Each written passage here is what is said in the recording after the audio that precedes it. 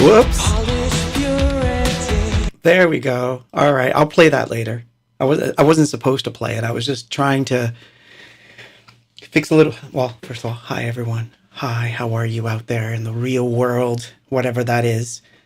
And look at me. Look what I'm wearing. A Fega shirt. I have a Fega shirt that I got from Fega's family, which is awesome.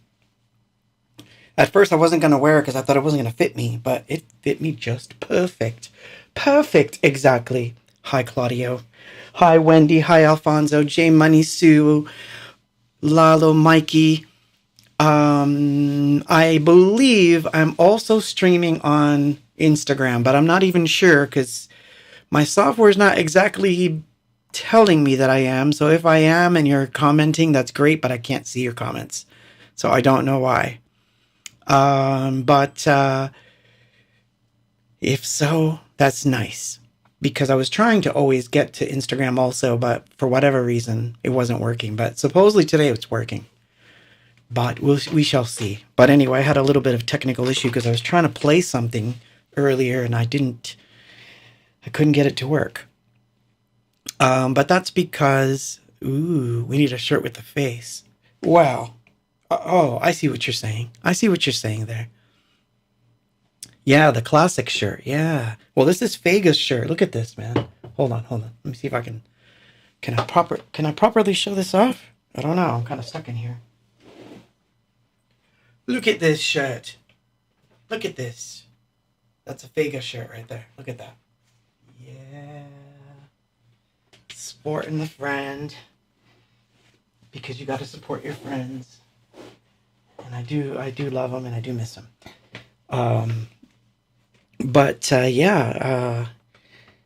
It was nice enough for them to send me one of these and I'm very happy to be wearing it. But anyway, hi, how are you? I'm trying to be professional as can be considering that, pop tot status and all that good stuff. But no, thank you for being here. It's going to be a fun night. There was some excellent suggestions for the songs. And the more that I'm going to be doing these things, the more I really think that I should definitely go for the picks that people have for me because it's always a mix of things that I might not have thought of myself to play. And, it's kind of weird for me because I'm playing my own stuff. All right, so it's not a radio station. Sorry, it's not a DJ set. So I'm not spinning records or anything. It's more like a hang since 2020 that we've been doing every week. And so, it's one of those things where I'm like, after I've played every demo and, practically every song off of every album or whatever, which I haven't, but you know what I mean? It's that feeling of what am I going to do? So I love some of the stuff that got chosen for this one, because it was really good stuff. So, I'll do everything I can to, make it not boring. But that said, it's too late to give me your requests now because you have to do it before Friday.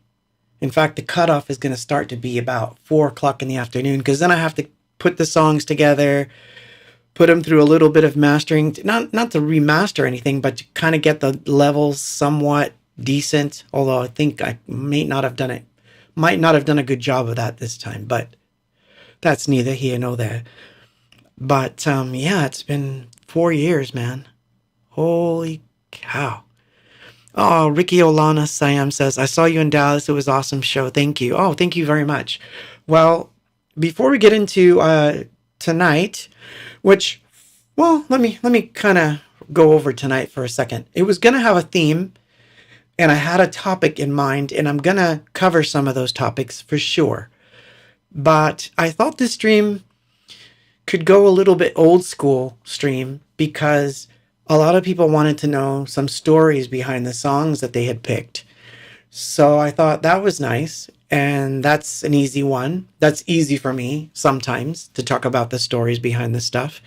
So story time will be interspersed with tonight's, whatever's happening. But once again, thank you for being here. And, this is a live stream, so if I make a mistake or things go south, as they sometimes do, forgive me. It does happen. And that said, I have to give a bit of a context here for the next bit. This is sort of I have to bring it up. So sometimes I get certain characters in the chat that will ask you for emails, or that will ask you to give them some sort of information or that kind of stuff. And in fact, these folks will say that they're either friends with me or they're on the stream with me taking these things down. Do not believe that, because that's not happening.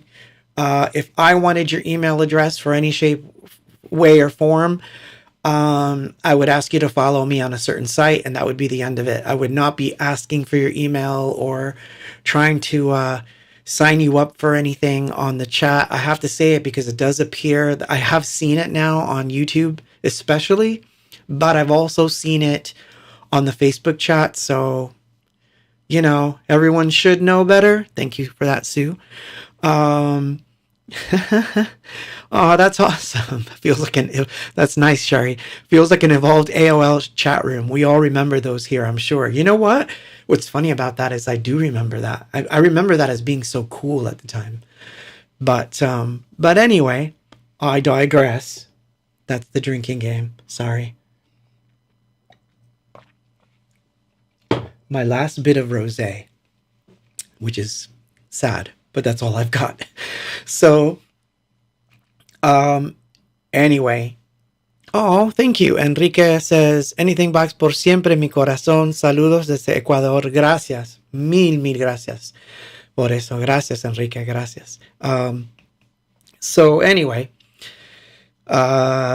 news. Let's get into the news of the day, because that's going to be the new thing. I'm going to do a segment which I bring up whatever is interesting to me in the news, but I'm going to avoid the obvious stuff that would be divisive. So I'm not going to get into politics and stuff. I could, but it's just not me. I don't want to get into that and watch people go at it in the chat. It's not really, I look for issues that are pertinent to artists in particular and creators and creatives, because usually I'm taking the side of the artists in this case. 99% of the time, that's what I'm doing. When I don't, I have a reason for that, and I will explain it. But in this case, it's the news. So, before we get into it any further, but I'm so happy that so many of you are in the house. Beautiful. Like I said, I don't know if I'm actually streaming on Instagram. If anyone sees that I'm actually in Instagram, tell me. But thank you, Emilio. Nice to see you here. Get to that too, because there's all kinds of stuff going on here. So the big news, or one of the big news articles that came across my path this week, was that Adobe is being sued by the government. And for those of you that don't know who Adobe is, they're the people that make Photoshop, Premiere, Acrobat, and all those things.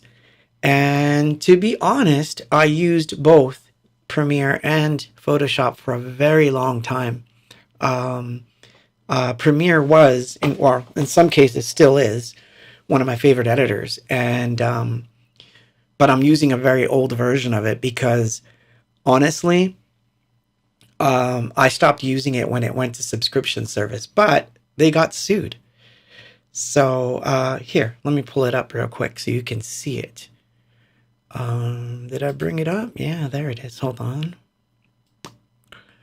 So the FTC takes action against Adobe executives for hiding fees, preventing consumers from easily canceling software subscriptions, and a couple other things that are in there. So the basic premise, which is kind of funny if you think about it, but the basic premise is that when you go to cancel the subscription, basically your chat is dropped and you have to start all over with whoever it is you're talking about. They claim it didn't happen, but there's way too many people on their chats and their forums that say otherwise.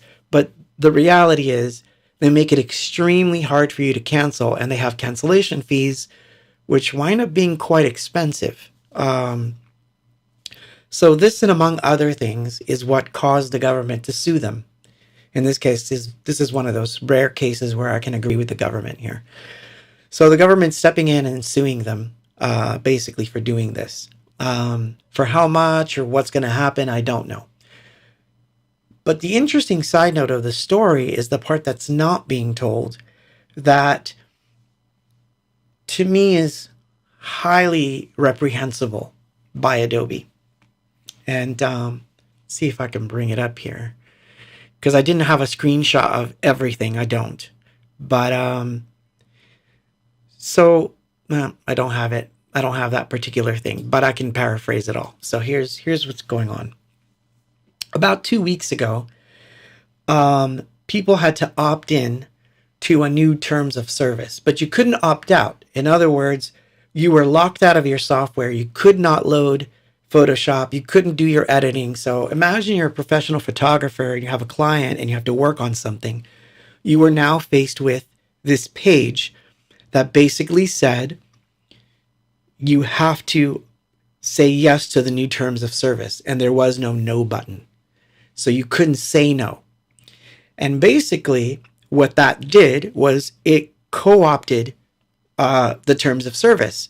And if you went into your Photoshop and you saw this particular screen, which I wish I had a copy of it, but I don't. But fear not, if anyone challenges me on it, I will find the screenshot because I have seen it and I will post it.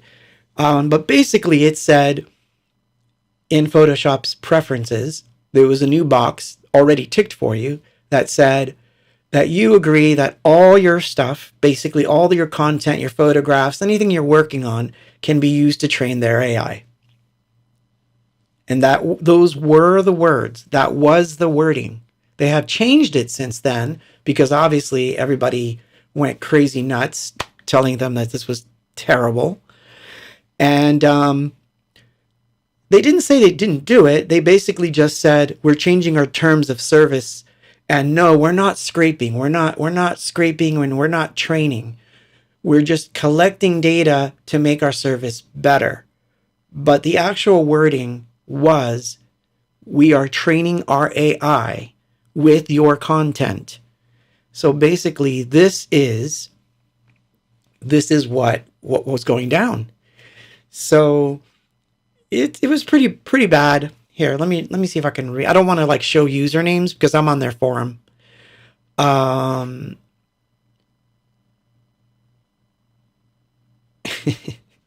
So there's a user and he says, explain the new forced terms where Adobe claims they have equal ownership over any content.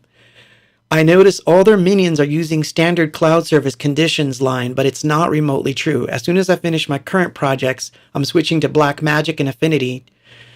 As your continuous rising prices of the subscription service, by the way, are obscene. But there is no way my clients are accepting that their IP is yours to use to train your AIs. And this goes on. There's like so many people talking about this. So why is this important? Or why do I bring it up? Again, as I've said tirelessly, time after time, creatives and folks in general who post things online, you do want to maintain your privacy. You do want to maintain that this is my intellectual property. I have a right not to share this other than sharing it on the platform. But no, I don't want you to train your AIs. If I was a wedding photographer and I had clients, can you imagine like if they were to find a photo online of some AI art and they say, that's my wife's photograph. Like, how did she wind up as part of some AI thing? And quite honestly, it could probably be traced back to the photographer. And then they would say, you were the only person that had this stuff because you were the official photographer. So we think it has something to do with you. And of course, if they read those terms of services, they would know that Adobe was scraping all images and all artwork found in Photoshop to use for their AI. Now they're denying this now, and they're being adamant about it, but people have the receipts and they have the screenshots of what that screen looked like less than 2 weeks ago. And so this is the sort of theme that we're going to invoke as we're going through this stuff. So anyway, that's kind of the tip of the iceberg of things we're going to talk about, but also I will let you in on stories and things that have to do with the songs if you ask me questions about such things. And some people have, and so those that have, I will share the stories. So anyway, let's play a song. This was Alfonso's pick. He requested this one on X, I believe. Is that me? Am I feedbacking here? Uh-oh. Let me lower the volume just a little bit. Maybe I'm not being good here. I'm not. I'm talking too loud because I'm getting excited. So, yeah. He requested Where's Love and Happiness. It's the trance mix, the TRNC mix. I'm going to play that, and then we'll come back and we'll just continue our conversation. And there you go.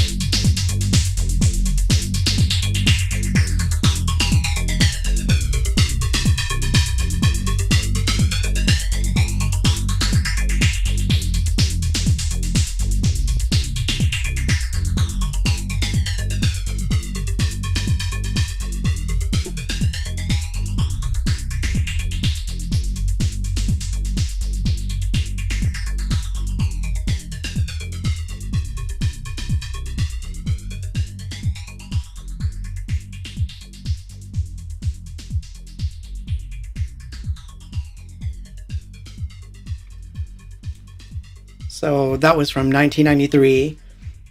93? 94. I don't remember. I don't care. I don't remember. I tend to forget the dates of my own shit and at this point in time.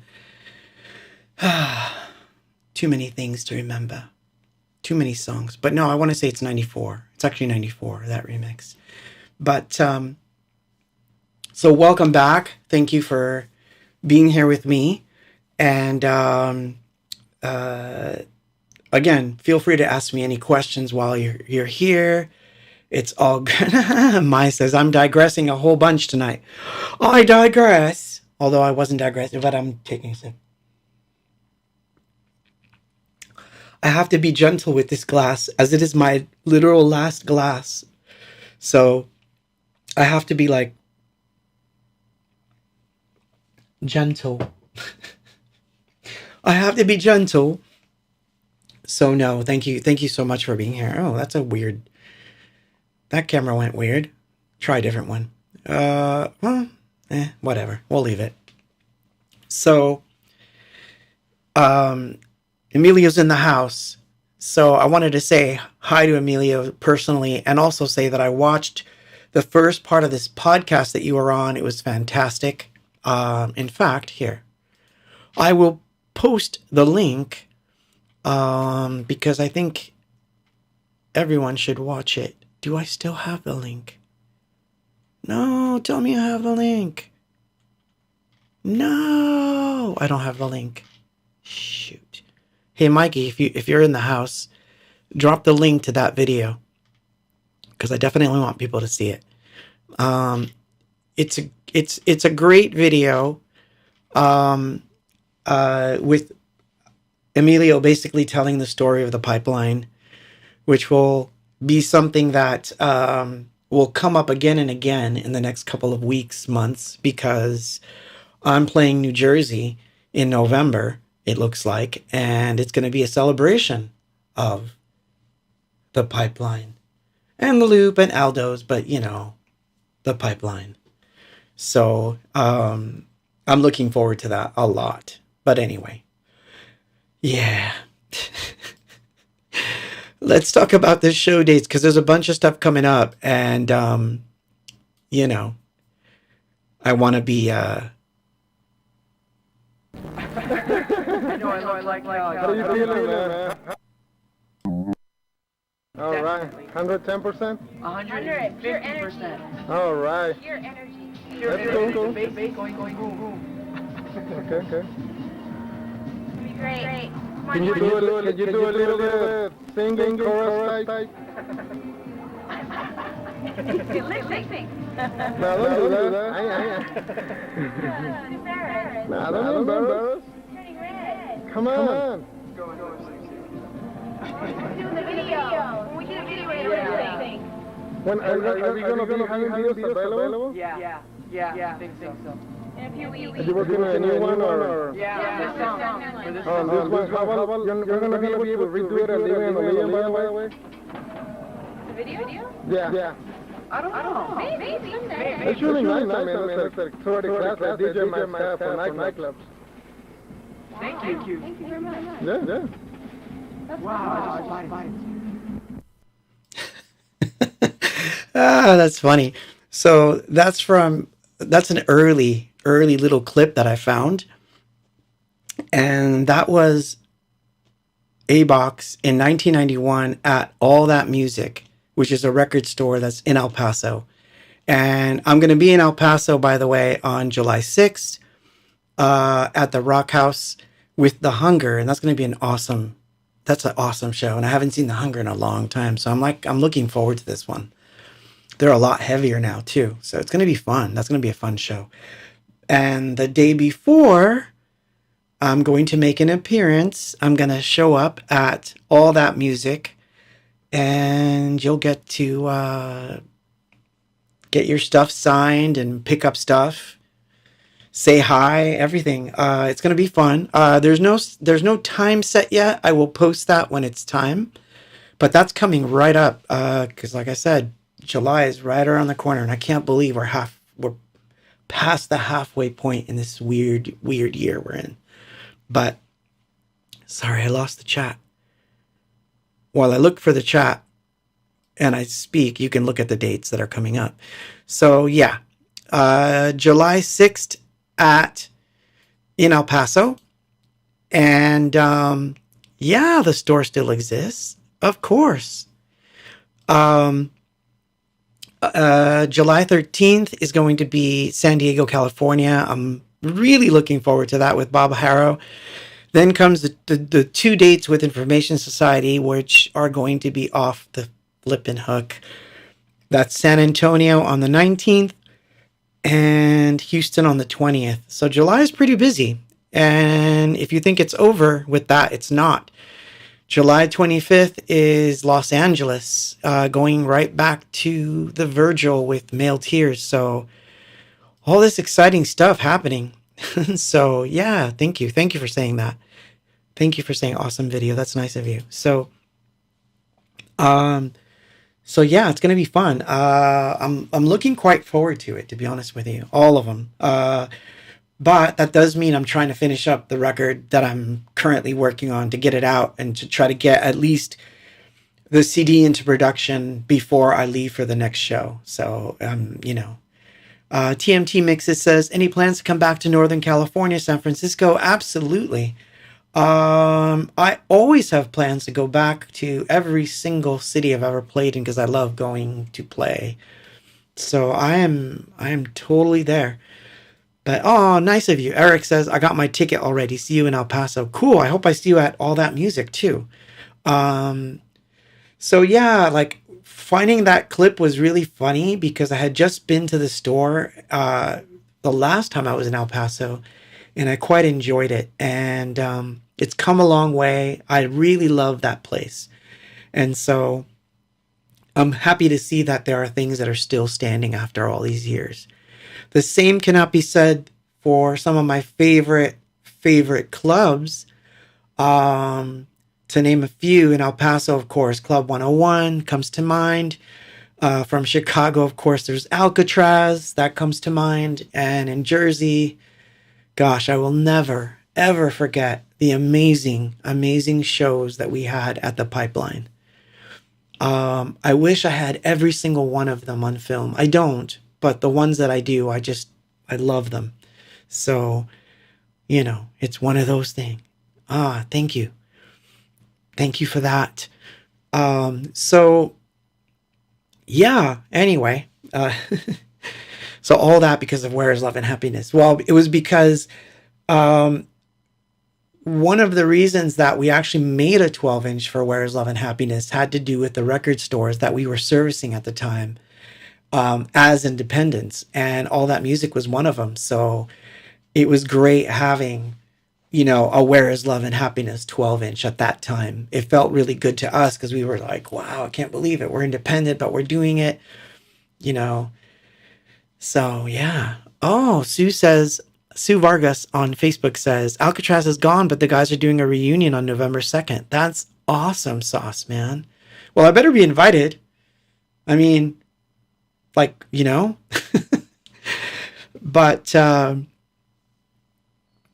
well, Mikey, I can't access my email.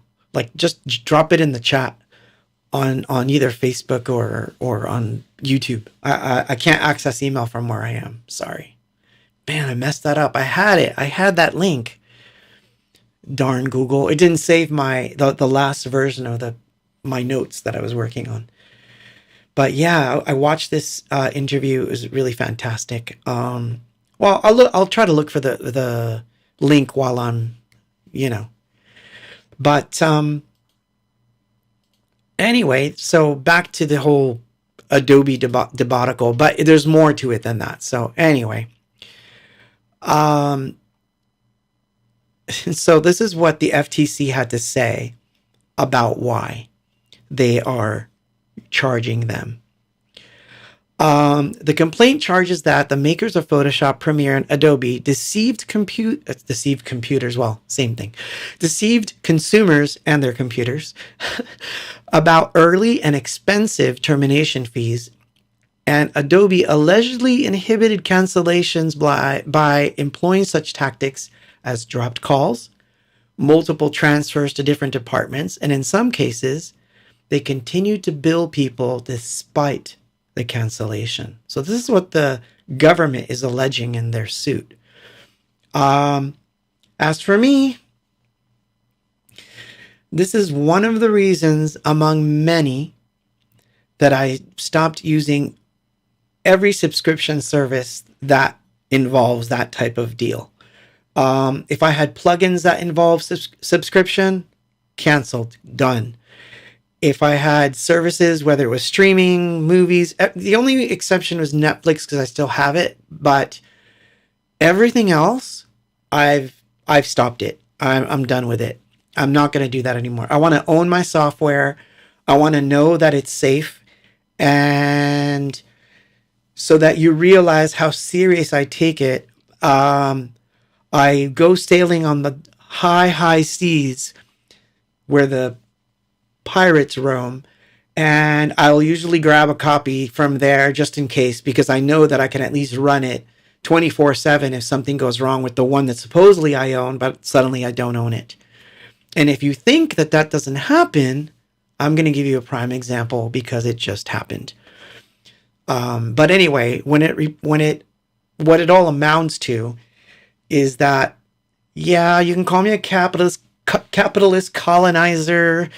You can call me, like one of these people that are conspiracy theorists against WEF and all that stuff, and I'll take it. I'll wear it I'll wear it like a badge of honor. But I want to own my software, my music, my art, my NFTs.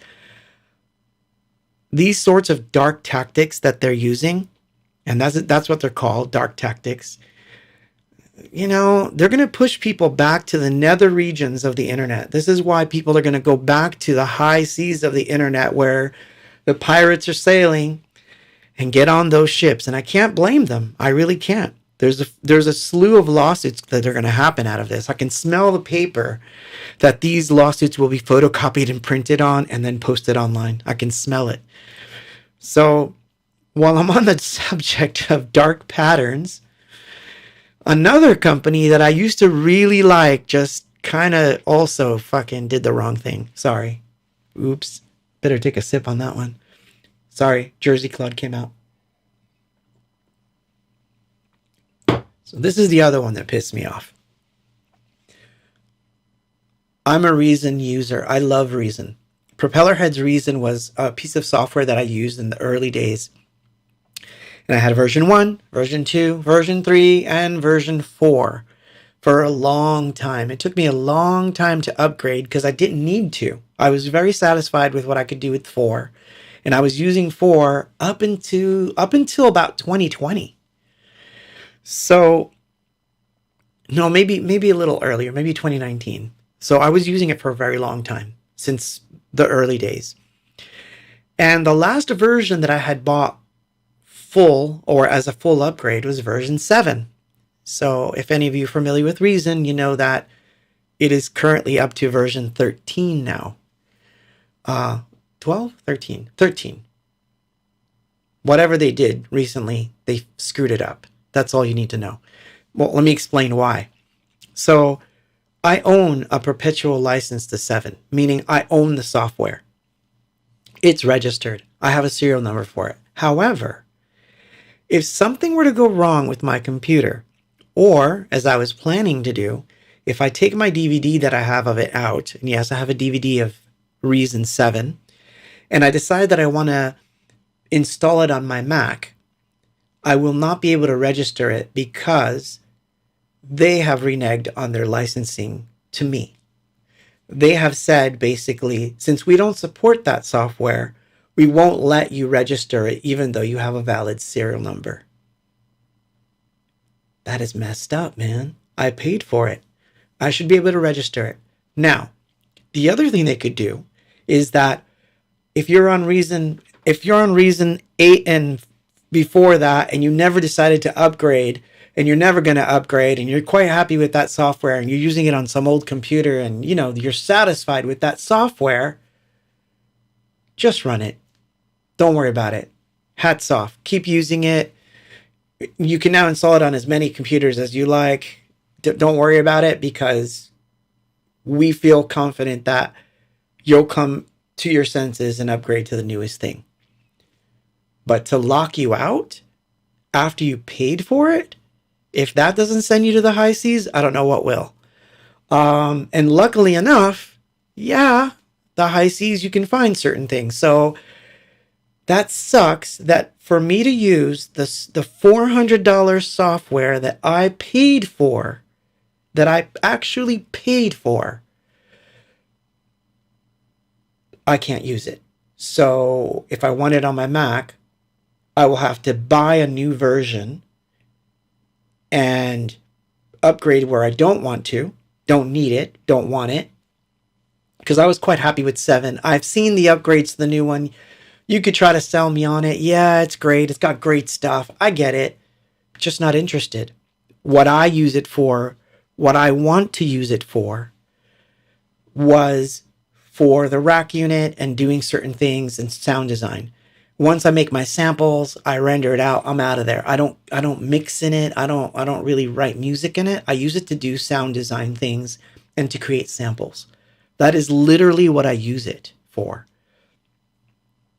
Stephen on Meta says, same problem with Adobe, of course. Adobe Audition 3. I bought it and it's mine, but Adobe deactivated the page that authorizes new installations. Exactly. That's messed up. If you're not going to authorize any new installations of the old software, just let people have it at that point. Because let's face it, if someone's willing to use an old piece of software on an old computer, and by the way, there's a reason why people do this, and it has nothing to do with cracking software. But if you're going to do it, they're not going to upgrade anyway. So why are you going to try to strong arm them into it? So this is another problem that I see with this whole idea of you paid for it, you paid for a perpetual license, but you don't really own it. So I have a lot of problems with that. I really do. So one of the things that I had done a long time ago is, I know this is going to sound terrible to some people. It will. But this is just facts, and I'm going to tell you how I think about it and what I do. If you want to report me, go ahead. This is what I do. If I see a plugin and I really love it, I'll buy it. But if the copy protection scheme ruins my enjoyment of it, meaning that every time that I go to use the software, it wants to do a quick update, which seems to be like every day, and it's usually to sell me some sample or sell me some weirdness or just to be on my timeline to tell me there's a sale going on. If I see that enough and I can't turn it off,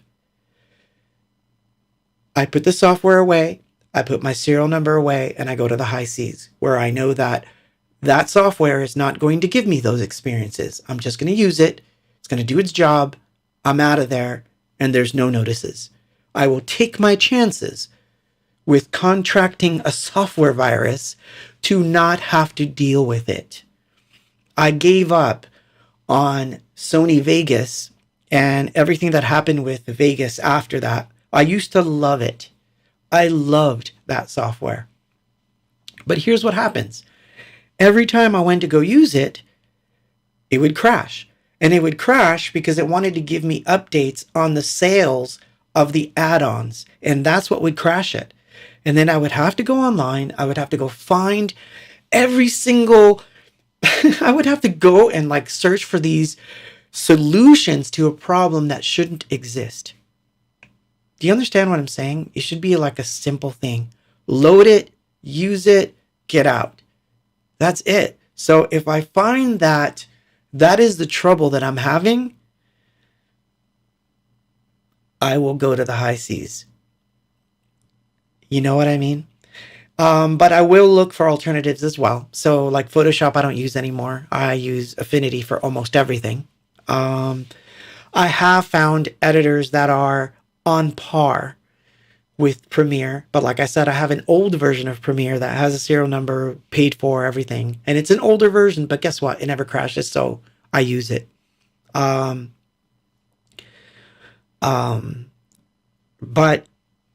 it's just It's not a way to do business. And if you're on Netflix, I know you've seen this happen. This will be the last bit of this opinion, and then we'll just go into story mode for the rest of the evening, okay? I promise. It's going to be all stories. After 9, we're just going to get into the stories about songs. But I wanted to get this out off my chest, because it's a big deal. And it comes on the heels of good news that I've been hearing. Interesting little blurby things that I hear on the sidelines, which involves physical product and software that is installed and stays local on your computer.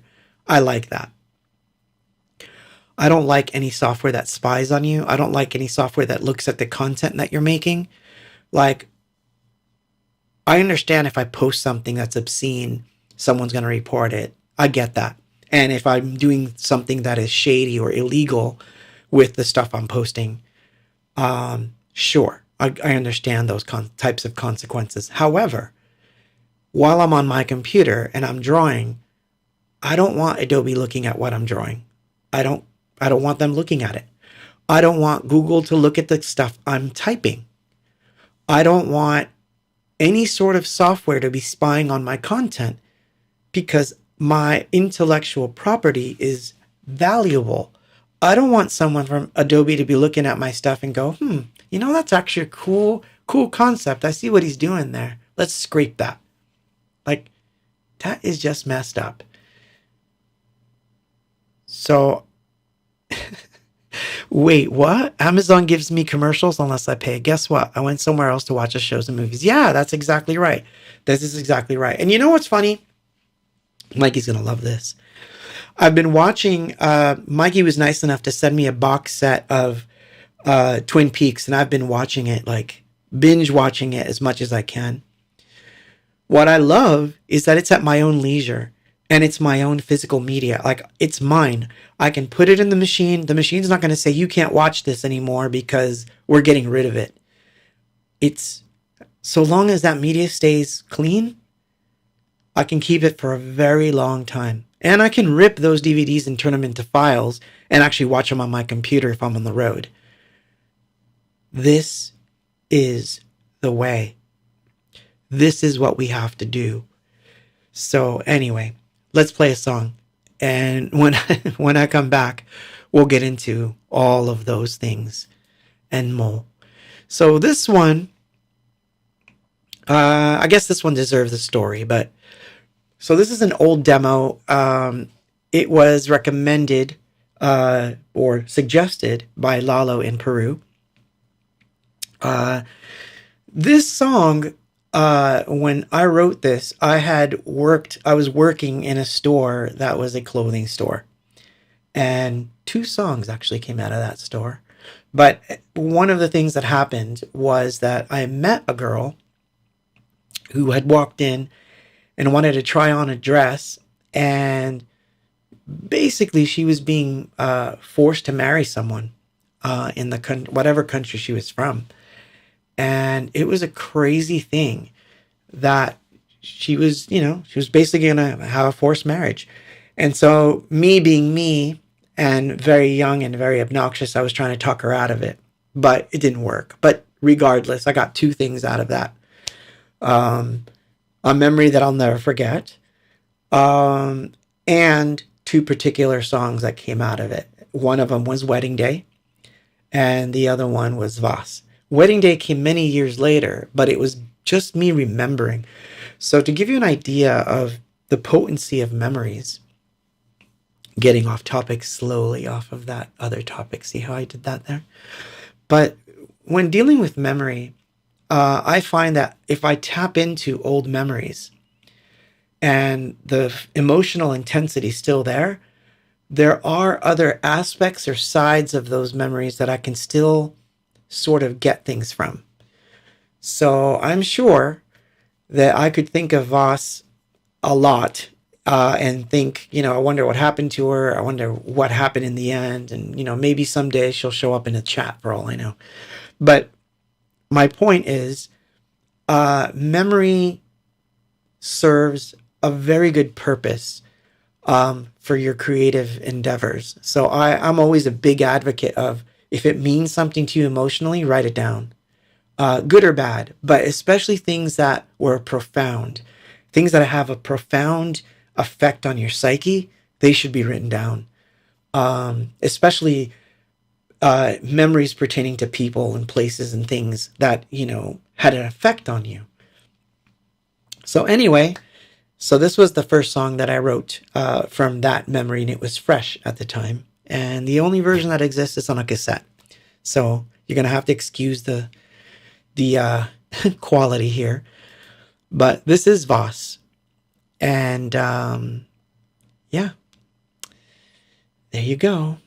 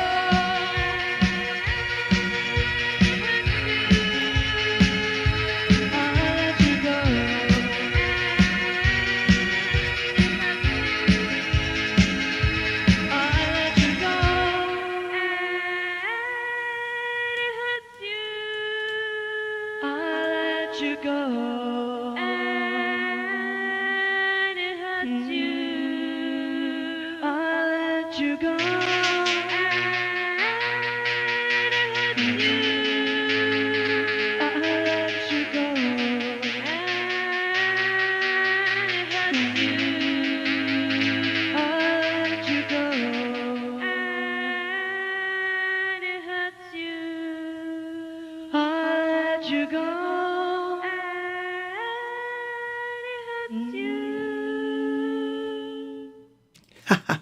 So funny. Ooh, what have we here? Uh-oh. Shoot. Kidding. That was the synth cam, but there's nothing going on with the synths today, so. But yeah, so those were interesting times. But yeah, J Money said I was a kid with the Vega speakers. Yeah, those Serwin Vegas, man, those were 18, 20-inch speakers and like massive bass speakers. And they used to be in the other end of the room. And when we recorded this, it must have been blaringly loud. Like, because, you know, we used to want to have it so that it sounded like it was in a club, you know. So it must have been massive. So yeah, it was fun, man. It was so much fun doing that. So anyway, sorry, I missed an opportunity here. And oh, that was nice of you to do that, Wendy. Thank you for that. Thank you so much. So I was going to wait till the top of the hour, but we're at the top of the hour anyway. So I did do which is funny, won't load for me for some reason. It will not bring up. I can't get to this token. Come on. Oh, there it is. Yay. Thank you. So the token that I did on Tezos went live tonight. It's an open edition. What that means, by the way, well, here, I'll show it to you first. No, that's not it. That's the overhead. Thank you. You know, it's funny. I speak as though there's an assistant, but it's just me. So, planetary alignment. Those are my birds. Those are my birds. Those are mine. Those are my birds. All right. They're like something that comes up a lot here and there, but this particular collectible, has a connotation attached to it, which is it has something to do with the new album and it has something to do with an old album. And so I wanted to represent it as a collectible. And an open edition, what it really means is that you would own the one you mint. And after the open edition is over, which in this case, it's going to end in 6 days, 22 hours, and 19 minutes. After 6 days, you can no longer collect it. So, I mean, look, this is what I mean about ownership of things versus people just want something. So I'm going to tell you something that, you know, some people won't understand. So yeah, what you're looking at when you're looking at a token like this, right? What you're looking at is basically an electronic file, just like anything else. In fact, if I open the image, I can probably open the image in a new tab and it'll open pretty big because it's, you know, it's quite big. It's a huge file, but there it is. So someone could, just like people like to say, oh, I'm going to go. I kind of like how that looks on the screen. I kind of like that. But anyway, I digress. Let me take a sip of the drink and I'll explain it. Yeah, SynthCam. The wine must be working. That's what that means. So, no, it's not working. It's only one glass and I'm only like halfway through it.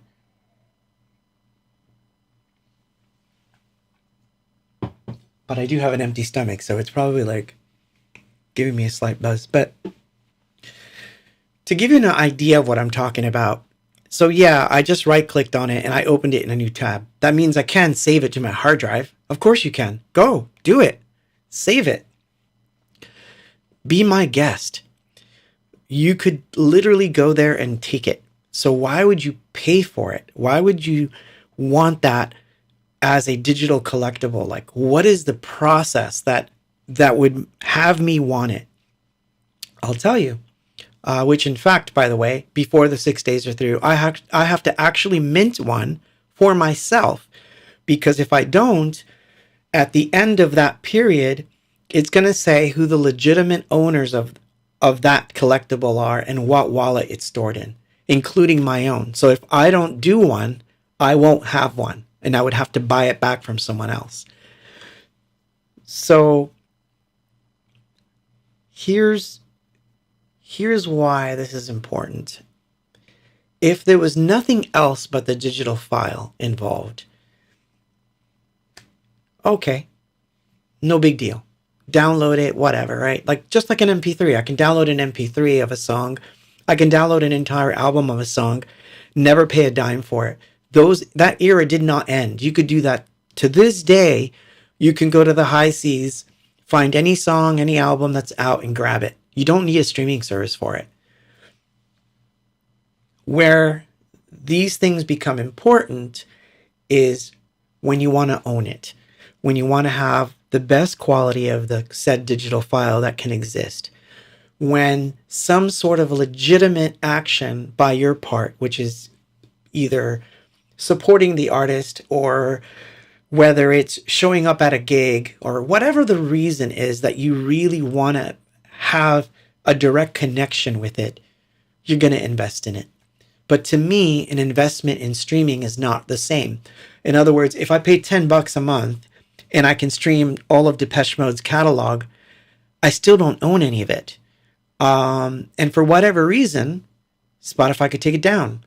Apple Music could take it down. And I've been coming down pretty hard on Spotify lately, but I want to bring this one home to Apple because this is a culprit of Apple.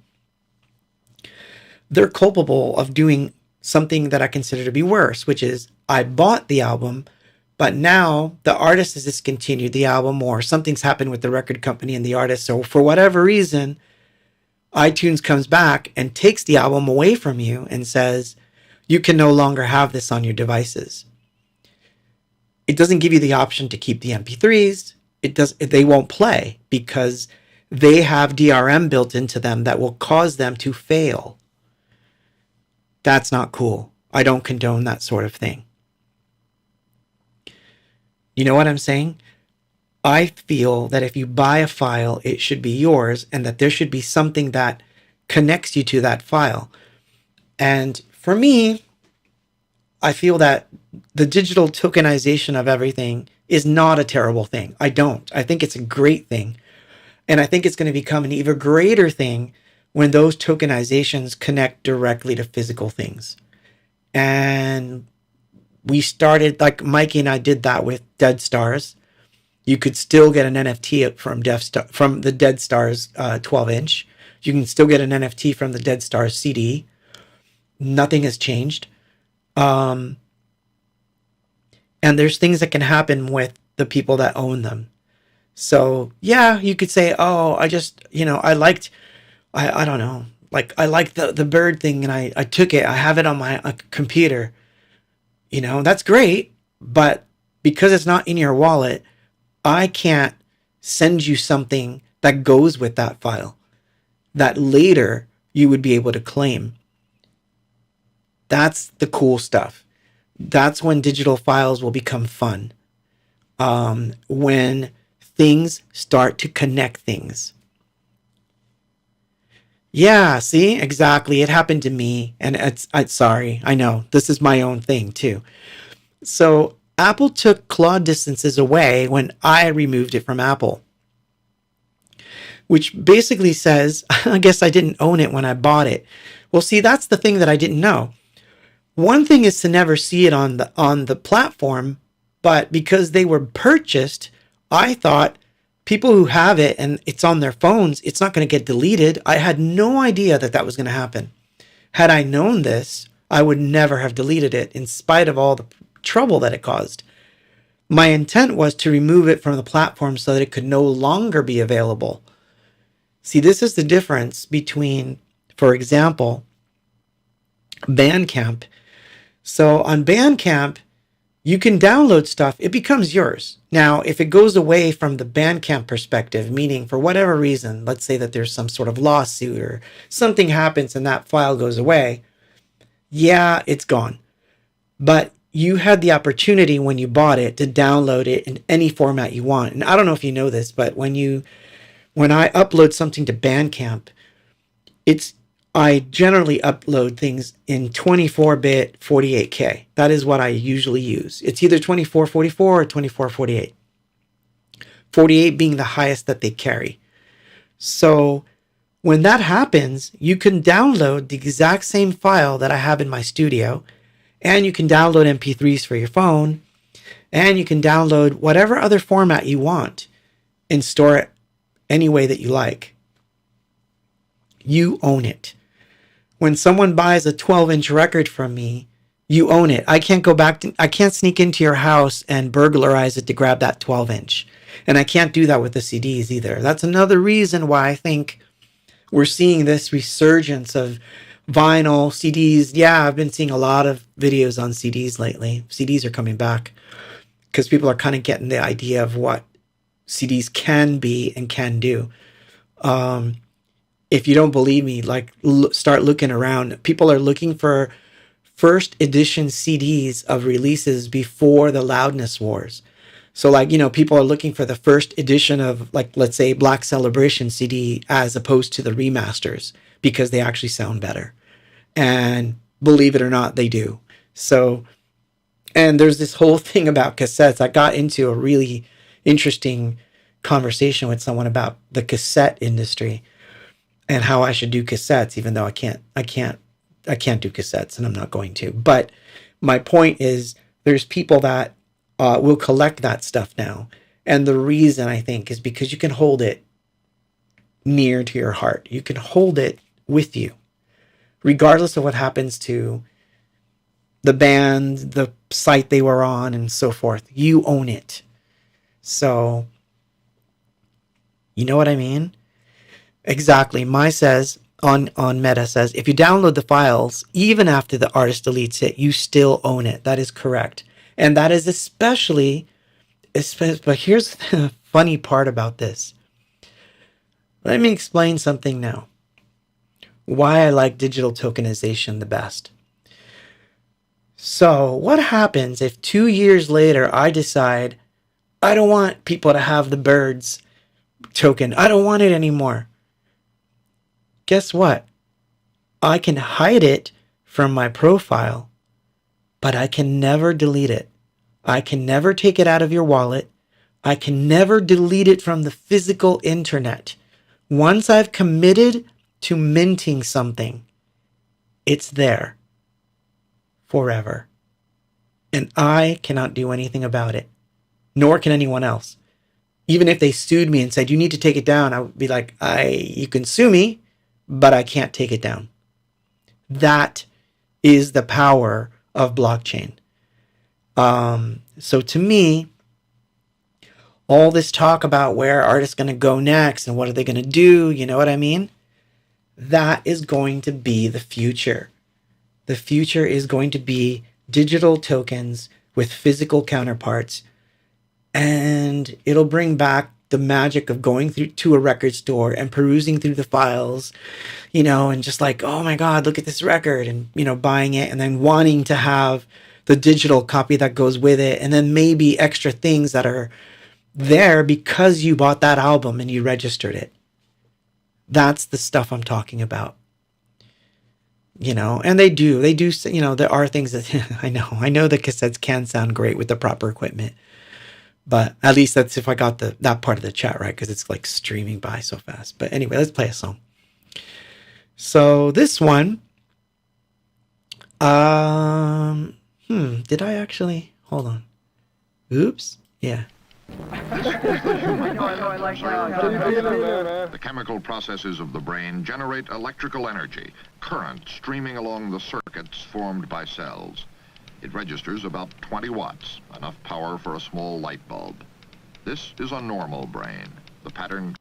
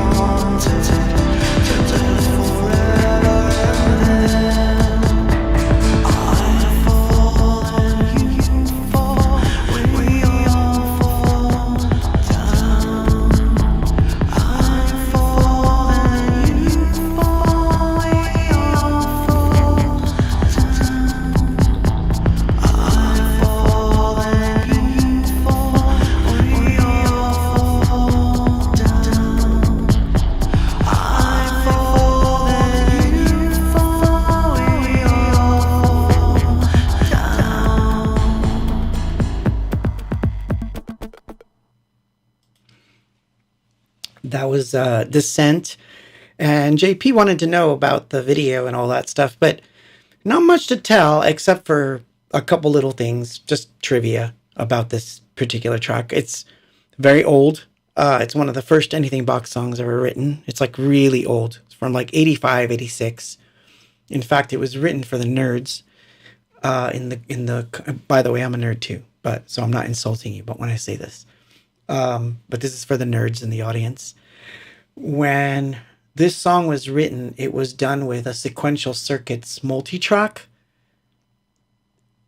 and my RX-11 drum machine and my Juno. That was the only instruments I had at that time. It's pre-ESQ stuff. But in 2014, I decided I was going to redo it.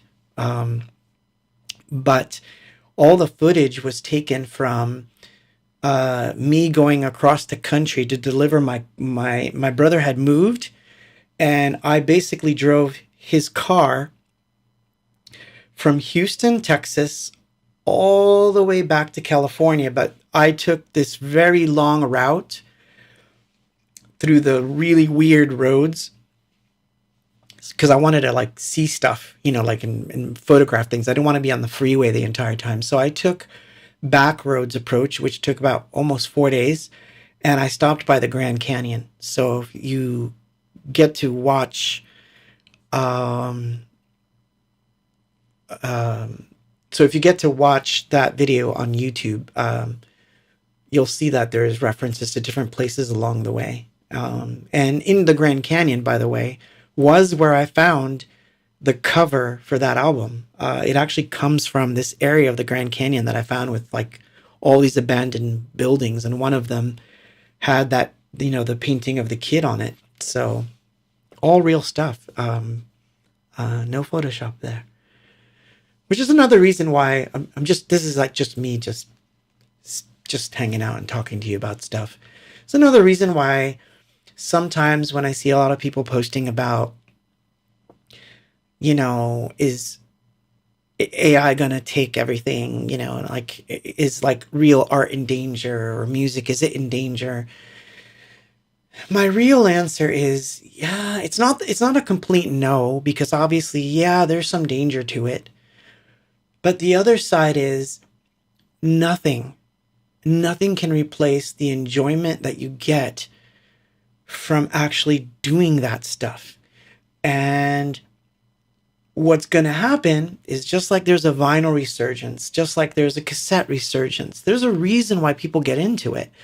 Somebody wants to hold that, janky cassette and put it in a device and hear the click, and they want to put on their headphones and know that they're somehow in control of this thing. And I think that there's something to be said about that you want to be in control of it. Like when you put an album on and you put that needle down, you are committing attention to it. And it's a physical thing you're having an experience with. CDs are the same for me. Like I love burning my own CDs, timed for the trip that I'm going to take. So like if I have like a 35-minute trip, I might just burn something really quick rather than just create a playlist. I like burning it. And the only reason that I do that is because usually what I'll do, and I know this is really funny, and if any of you ever find one of these, just let me know, because it'll be the most awesome thing to find out that somebody finds one of these and tells me about it. So I'll explain. What I do is I'll take the trip. I'll have this CD that I've planned to be my road trip thing, but then I'll stop and have coffee somewhere, and I'll leave the disc wherever I was having coffee, and it'll have a drawing on it or something, and I'll leave it there. And I'm hoping that somebody will grab it, put it in their car or put it in their computer if they still have that stuff, and they'll find this cool music on it of all different types of artists. And I love that aspect of it. I love sharing things in a way that's not normal, or ultra modern. So Distances was cool because I was like, I'm going to film all these weird different places, and I'm going to let them influence what songs I'm going to record, and I'm going to let the footage determine where it's all going. And that's what I was doing. And I still believe that that's how you do things. You have experiences, and these experiences will make things the way that they're supposed to be. Anyway, I'm going to play another song, another video. No, I'm going to play another video, of course. Nope, not this one. Sorry about that. So the video I'm going to play, this one was suggested by Wendy. Actually, before I play the video, I'm going to talk about it a little bit. So she had requested on, did you request that on X or on Meta? One of the two. I could swear I saw the Ravine being requested on both places for some reason. But I'm going to play the Ravine video, the version I have on my computer, which is a little different than the one that's on YouTube. So the video for the Ravine would never have happened had I not thought to bring, of all things, my 8mm film camera with me to Berlin. Not a camcorder, but an 8mm film camera that does not even record audio. And I went into Hollywood and I bought a bunch of 8mm, Super 8 reels, cartridges as they were, because I think that's what Super 8B, Super 8 is the cartridge, yeah, Super 8mm. And I bought a bunch of different, black and white stock. And the idea was I was just going to shoot random things when I was in Berlin. And as it turned out, we kind of got the gist that this was turning into a video of sorts. And the Ravine was the perfect choice because of the statue and the kiss. There's a whole story about it, the statue and how I walked over to it and gave it a kiss, and then Donnie took the photograph. So it's a very nice memory in my mind. So again, the experience of it led to a video, not so much like, oh, let's make a video by typing in a bunch of prompts and, AI will make a video for us. I'm sure it could do something like that, but it doesn't beat the experience of being there. And that's the rub. That's the part that I wish the kids understood what they're missing out on. Because in a weird way, they're being robbed of the experiences. So it's like, yeah, go grab some old tech, record something weird on a 4-track, go find an old tape deck, sing direct to it just to see how terrible it sounds, These days, you can even get a CD recorder that records straight to CDs with XLR ins for about $300, maybe $200. And that's still something really cool to try to do, So like these kinds of experiments, they're worth it. So I was really happy that I did that back then, 1991, and I'm running around Berlin with an 8mm film camera that then I had to develop, not knowing how the film was going to look, So for me, that's love. You know what I mean? That's the love of a thing. So I know that, AI can seem like, oh my gosh, it's going to take everything. I don't think that it's over. I don't think that art is over. I don't think that music is over. I know the original theme of this was, is art dead? Is music dead? It's not. Just because platforms go away or the paradigms shift, that doesn't mean that the actual thing is going away. Music didn't go away when MP3s came out. Music didn't go away when records stopped selling. Music didn't go away when CDs stopped selling. Music was still there on all of those formats. It's just a popularity game of which one is the hot thing at the moment. And at the moment, it tends to be vinyl, but I have a feeling that's going to change when physical things start connecting to digital things more. And then we're going to see some really interesting things happen. For me, it's books. I prefer books as albums, but that's me, and I'm in the minority.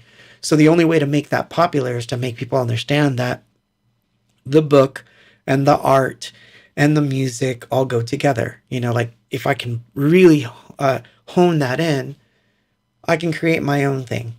And I said I was going to mention good news, but I'll mention the good news when I come back, because it's about Bandcamp. It's an interesting thing I heard about Bandcamp. But anyway, let's play that video. If I can find it. There it is.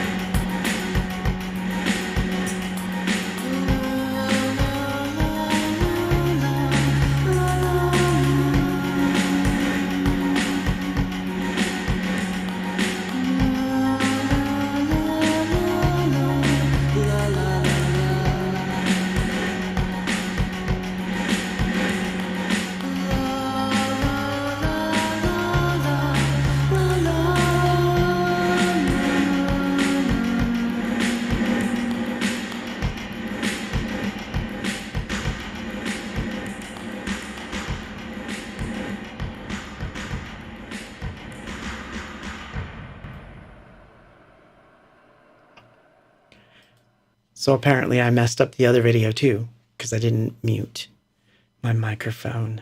Oh boy. So funny. But these are live shows. This is live, so if I mess up something, it messes up for real. This isn't a video that I can plan. And usually when I plan a video, if I do a video that's planned, it's a lot easier than this. Believe me. Oh my gosh. But yeah. So anyway, the ravine was definitely one of those situations. And gosh, I talked up a storm today, didn't I? Because I'm looking at like how much stuff is left to be played that I didn't play. But yeah, so anyway, what is it, live or is it Memorex? Says Alfonso. That's so funny. But yeah, I think those experiences of like going out and shooting and like getting your hands dirty makes up for a lot. So I think that, you know, the resurgence of vinyl and the resurgence of tape, CDs, and all physical media is going to push certain things to happen in a way that it can almost be expected that this is what's going to happen. So, oh, and Wendy wanted to know, what's the meaning? Well, I don't like to tell the meaning of songs, because then people get connotations and then it kind of ruins it. So I let's just say that I had listened to a song by a band called And Also the Trees, which is a really, really weird gothy band. and they had a song about a statue that stood on a hill. And supposedly the statue had witnessed, I'm trying to remember the name of the darn song now, but it's supposedly, it's a weird song about a statue that is also a ghost. And I was thinking about like what it would be like if someone was trapped in a place where they could never leave because of that. And so like in my head, it was a statue. And then of course we're in Berlin, and what do I see? A statue in the middle of a lake. That was pretty cool. I kissed said statue. So, it all worked out. So, but it could just be a love song, and that's really what it is. It's just a love song about like the impossibilities of things that just can't happen for whatever reason. Oh gosh, I would never do it. I wouldn't. J Money says, did you ever think about going with Mute Records at the time you were in Germany? Do you know that I actually had a conversation once with Daniel of Mute, and he didn't think we were a good fit. That's the honest truth. He told me flat out, I don't think Anything Box is a good fit. But if I think about it, I can see why. Because Anything Box, Erasure, and Depeche Mode, maybe it was too many electronic bands. I don't know. I don't really care. But it was funny because he was one of the first people to not want us after we were thinking about leaving Epic. And I had a conversation with him about it, which is kind of interesting. But yeah.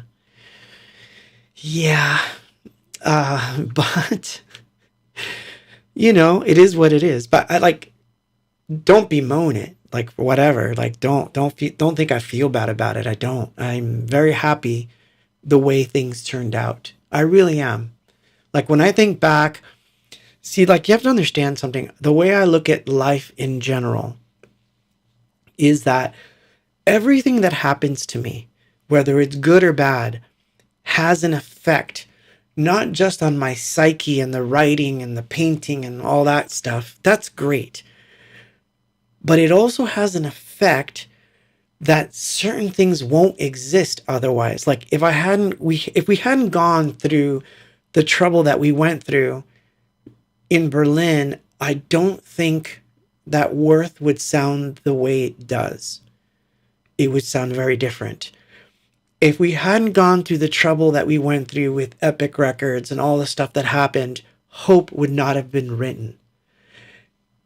You know what I mean? If I hadn't met David Jarrett at the time that I met David Jarrett, and he said, go in the studio and do whatever the hell you want, and I'm going to take over label stuff for you for a whole, 2 years, Electrodelica would never have been born. So I'm always grateful to the good and the bad. And yeah, it's like you say, Mai on Meta says it exactly how I would think to say it. If you fit where you fit, and that's that. You either do or you don't. You don't want to force things, because then that never works. It just never works. So here's an interesting one. I'm going to play another one that's really funny. This one you get to hear Donnie singing. So this one came from, who requested this one? Sherry. This one's for Sherry. So we got this email, or I should say that Donnie had gotten an email from this Russian band that wanted to do a song. And she needed to write the lyrics for it. She needed to record the vocals, and she'd put it off for quite a long time. Like she had put it off for quite a while. And she finally comes over to the studio and says, this is a song. What do you think? And, I thought the song was pretty cool. But her and I worked on the lyrics. And then we set out to record her vocals. And then those went back to Russia. And then the band made their record. And that's how this song came about. But what was interesting is that at the time, both of us were not really into doing collabs, right? I would say she was more open. I could be wrong about that. I think she was more open to it than I was. I'm still not quite a collaboration person. I'm not. But she tended to like at least be open to the idea. And so this was like her first collaboration with like something outside of the US. And we worked on it. And I quite like it. But it ties into something that I wanted to bring up that I consider to be good news at Bandcamp. So before I play the song, sorry, I know I'm all over the place tonight. Blame it on the wine or the fact that I'm like hungry. But no. But here's what happened. So the song came out, and it's on Bandcamp. You can get it. In fact, somewhere I think I have the. Did I? I think I have the link to it. In fact, I do. There's the link. I'll copy the link and you guys can give them some love. But what was cool about the news that I heard was that a major distributor, a distributor that distributes all these underground hip hop acts. Now, these particular acts, I don't know them. Like, I got a rundown of all of them, but I didn't recognize any of the names because I'm not that much into hip hop anymore. But these were bands that were new to me, but the sheer number told me that the story was worth retelling. So basically, I think the distributor is called Empire Distributors. And basically what they're doing is they're allowing all their artists to sell merch from the main label on Bandcamp direct to the fans. And they're allowing all their artists to sell merch on Bandcamp. And they're going to be moving all their vinyl and all their CDs exclusively to Bandcamp. So what I love about this is that I think labels are starting to see the labels for the trees. The labels for the trees, that's funny.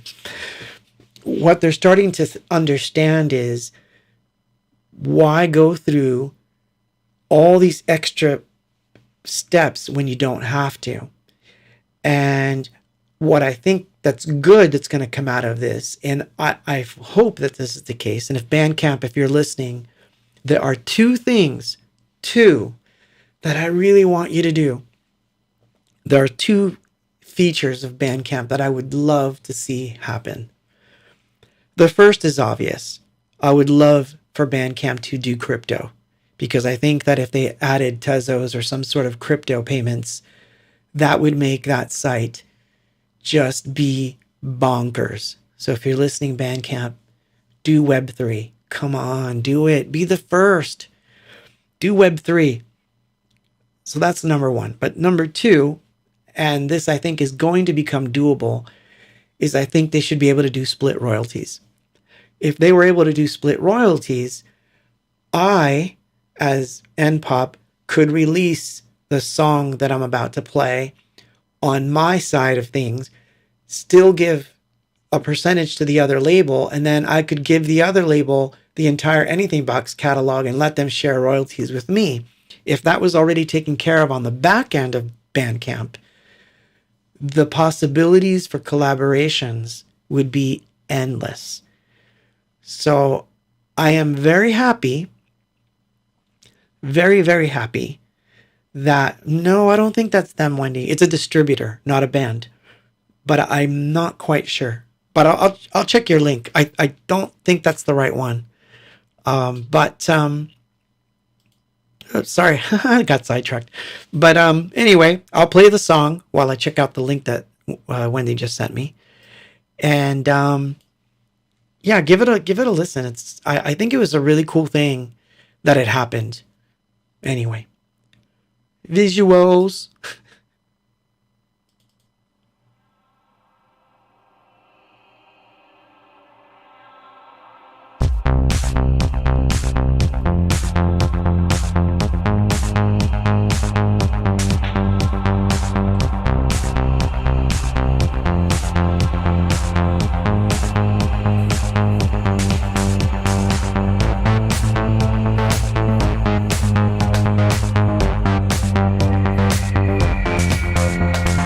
Always next to me, my alternate reality.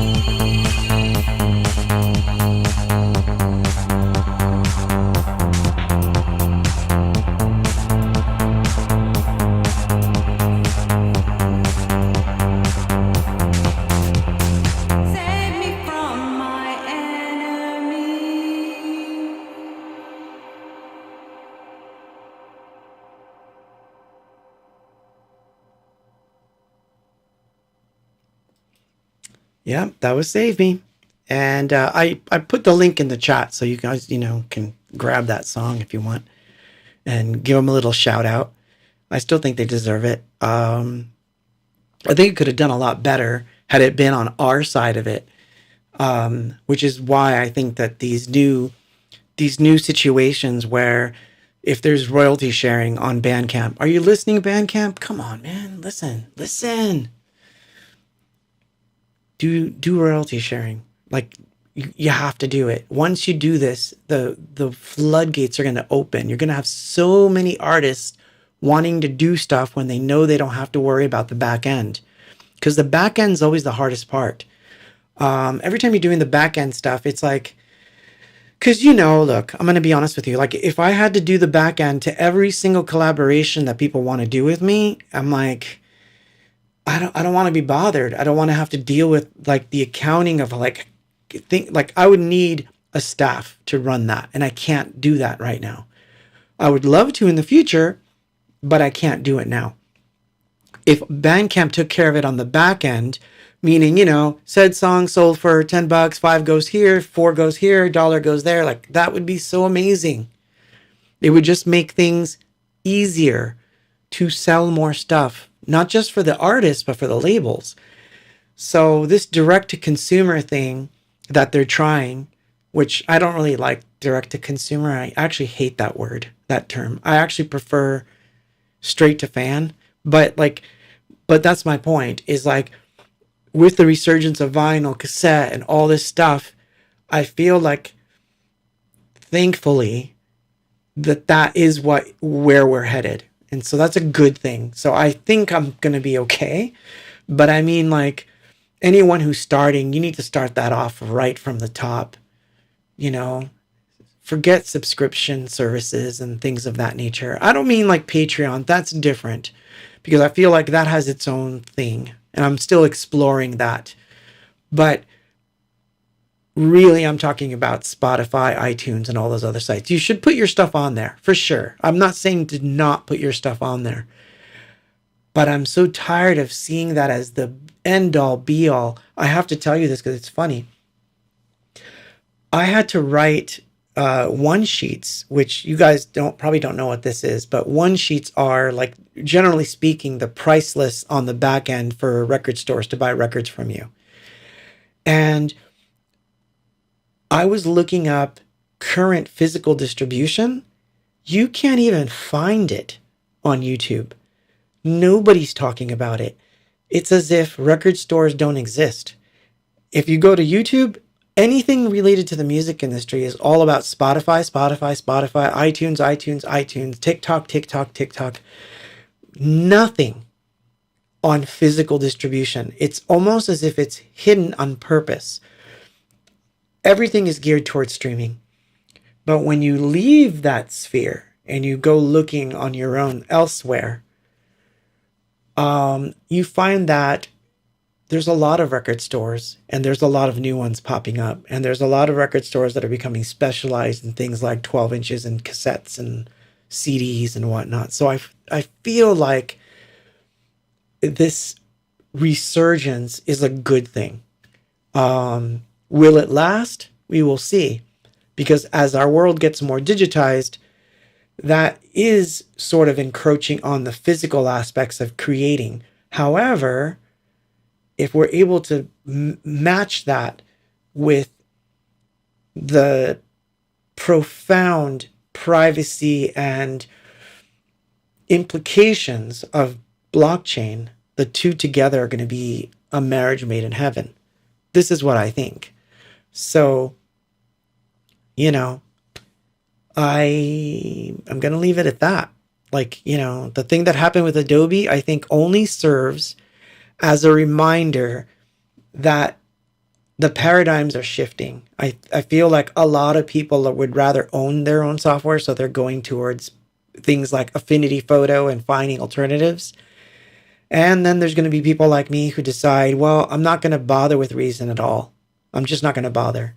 I'm never going to bother with something I can't install and use whenever I need it, especially since I bought it. So, So this is going to shift gears, and I'm going to be like very mindful of a piece of software that comes out that says, yeah, you'll own it. You'll be able to download it, own it. We're not going to get involved in anything other than to, offer you an upgrade when you, have an account on our site. But as far as the software is concerned, you own it. We're not going to bother. In fact, there's a company in Italy that I have bought quite a bit of plugins from, called Hornet. And I don't know if you guys know Hornet plugins, but I love their stuff. It's quirky and it's not expensive, and they don't have any copy protection whatsoever. You can download the demos and use them forever if you want. But what I like is that they treat you well, meaning you can download everything, and once you buy it, you go to your account and download it anytime you want. They haven't discontinued anything yet, and they don't have plans to do that sort of weird nonsense of subscriptions and crap like that.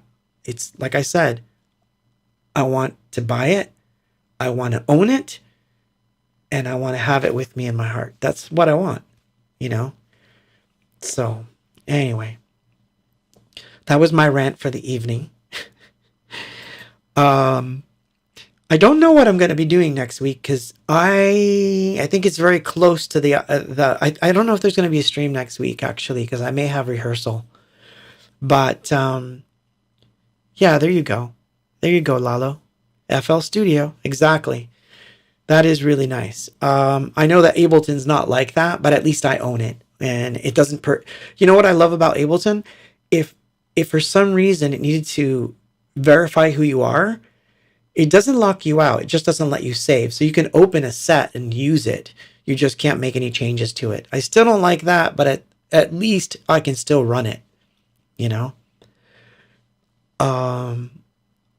Aw, that's a very nice comment. I'm going to read that one because it's very nice. Sending Me Love says, love you, Claude, not only for the music that I hold so dear to my upbringing, but for the loving and knowing the future of our digital platforms that we are able to profit from, that will never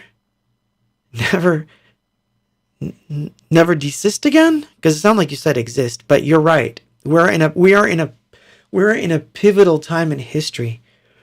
Sending Me Love knows this because there's collecting of Tezos going on here, and we both do it. And in fact, a lot of my friends, not just on YouTube and all that, but obviously fans, and of course, a lot of my A-Box fam is like getting used to the idea that there are going to be digital collectibles. Once they start finding out about things that other people got that they don't have access to anymore, I got a feeling that they'll come around when it comes to that stuff. Personally, I want the collectibles to go far and wide more than I care about like making a lot of money off of them. I don't do it for the money. I'm not going to say, and I'm not going to lie and say that the money's not nice. Money can buy you things, but for God's sakes, I did a mixtape that only 15 people own, and it's only $3, okay? And like, it's not going to change my life, but I just love that it's this little club of 15 people that have it, and I can do something with that club that I can't do with anyone else. I can send them stuff anytime I want. So, yeah, exactly. The biggest transfer of wealth that will never happen again in our lifetime. You're right. You're right. And I try so hard to tell people about it so that they can be part of it. I really, really try. So, yeah. So, best you get on it. Learn how to get a wallet. Start collecting because it's fun. I'm telling you, it's fun. I wouldn't do it if I didn't think it was fun. But yeah, but you're right. Sending Me Love says wealth does not have to always be about money, but sovereignty. And that's right. Sovereignty over one's own. Let me tell you what, I agree with you 100%. Let me explain something, because you actually brought up a really good point, and I want to make a point based on your point. I agree with you 100%. I'm going to say it again. Wealth does not always have to be about money, but more about sovereignty. And many folks are not going to understand what that meant. So let me interpret that. What is sovereignty? I can have sovereignty over my time. To me, that is success. If I don't have to answer to anyone for my time other than fans, other than like shows, you know what I mean? Like I don't have to like punch the clock and give it to someone else. I consider that to be success and wealth. To me, that is wealth. Sovereignty of time is a huge, huge aspect of success. The sovereignty to know that your work is reaching people and that you have a direct connection to those people and they have a direct connection to you, and that their ownership gives them sovereignty over their portion of that work. To me, that is also success. So I'll say this with as much love as I can to all of you that are out there. Thank you for all these years. And I mean, going back to Jersey. Thank you for collecting the work. Thank you for being at the shows. Thank you for showing up and buying our, crappy tapes. Those early shirts, the first releases that were like just so janky, but like, gosh, thank you for all of that, because you've made that happen to keep us alive, so thank you so much for that. I am humbled by just the blessing of knowing that I get to do what I do thanks to everyone. And so thank you so much for that. So I'm going to leave you with the last track, and we will have some extras for next week, which is cool. But this is something that should have come out but never did, and this is the only version I have of the song now. Diamond. And I'll leave you with this, and I will see you next week, hopefully. If not, I will let you guys know. I don't know for sure, because I have to rehearse for El Paso and finish the record, so might be a little tough to do a stream next week, but we'll see. I will definitely try. And here we go.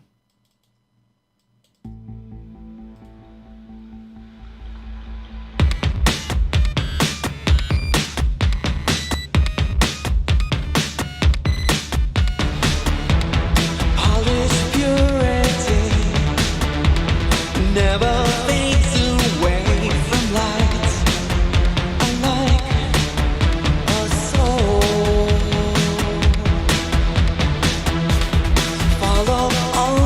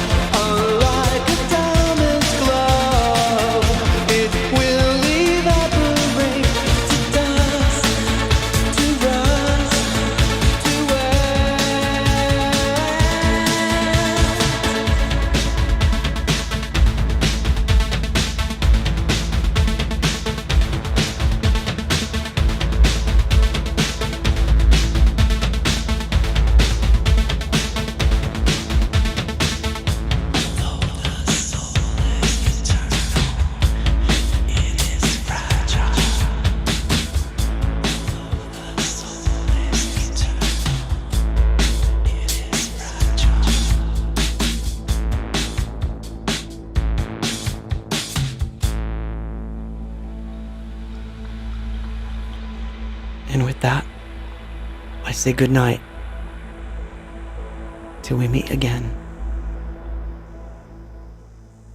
in the other portal.